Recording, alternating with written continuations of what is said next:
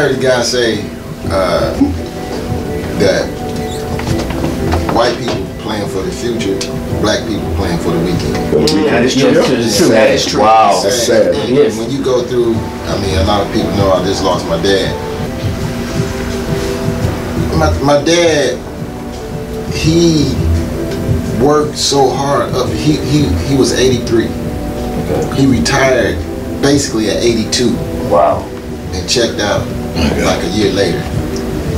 But he was on the phone. My mom's calling him on the phone, telling somebody he gonna give him an estimate on another job. You see what I'm saying? So his business mind was work. Gotcha. Yep. Now he had insurance. The funeral went off. You know, he had insurance to cover that, but he didn't have anything. He didn't have a legacy. He had equipment that we sold, but I used to always say when I was growing up watching my dad, if he had the right connects when he was younger, because he left home, he grew up, he was born in Mississippi, he left Mississippi like at 10, 11, okay. He was on his own. Damn. So so if he had help like most people had, he would be a Rockefeller. He would be, because he did everything. Come on, man. 6, 7, by yourself. Especially back then. Back then. You know, so. You said y'all had a family business. Yeah, had a family business up until like 3 years ago. Wow. All of my boys, all of my brothers worked in it. But I never had that background you're talking about. You know, I met my father for the second time this past July, and that was at his funeral. And so I never had that. Someone to tell me that I didn't make it like this, so I'm learning all this stuff on my own, I guess. But as far as business, you know, and you never feel like you got enough. You're always trying to hustle. You know, I could sit at home every day and not have to work. Again, I guess with pensions and investments and 401k. But for some reason, I don't feel like I've got enough. We're generational, because I've got 3 kids who are coming up behind me, and so I got to make it right on them. Yeah, man. Yeah. But I would say I'm always, you know, like Slow said, you know, I travel out of the country a lot. I do a lot of contracts. I've got a LLC, a PI license. So I'm always trying to do stuff. But at the end of the day, I feel like I need to slow down. But for generational wealth, you can't slow down, because that next generation is coming behind you. And our generation behind us, these kids are jacked up. They have no work ethics, and a lot of us, and maybe speaking for myself, we made it. I think we made it easy for them. But I live in a $600,000 house. The kids don't have to worry for nothing. Right. You know, my biggest issue at the house now is getting with Barack to upgrade the theater system. But we made it easy for them. I wouldn't say we made it easy, but we have to leave them something per se.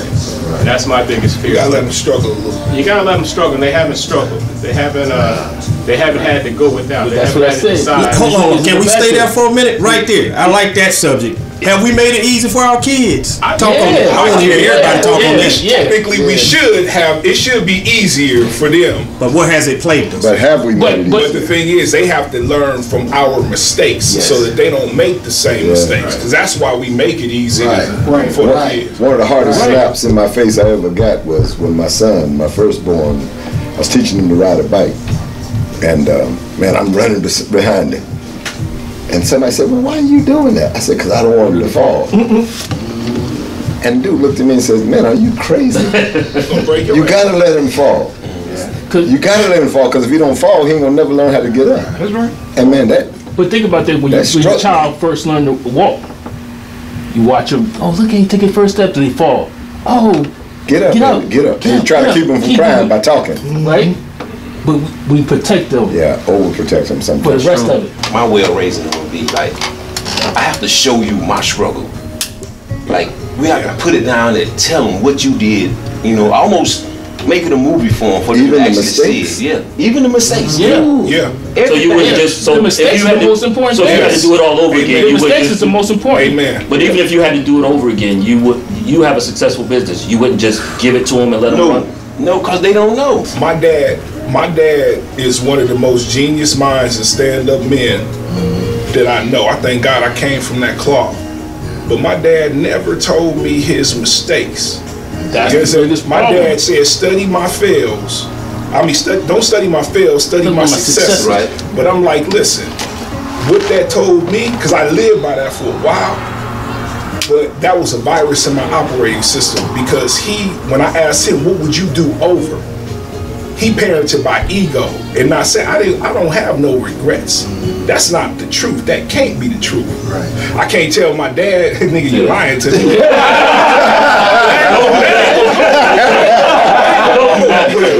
know what I'm saying? But we had to get to the point. My dad never taught me to be vulnerable. He said emotions is weakness.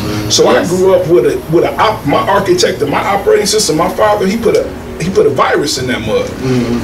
Then he was like, never get married. I seen him and my mom have an unhappy marriage. Wow. So he imparted that on me. Don't get married. Then one day I was 27.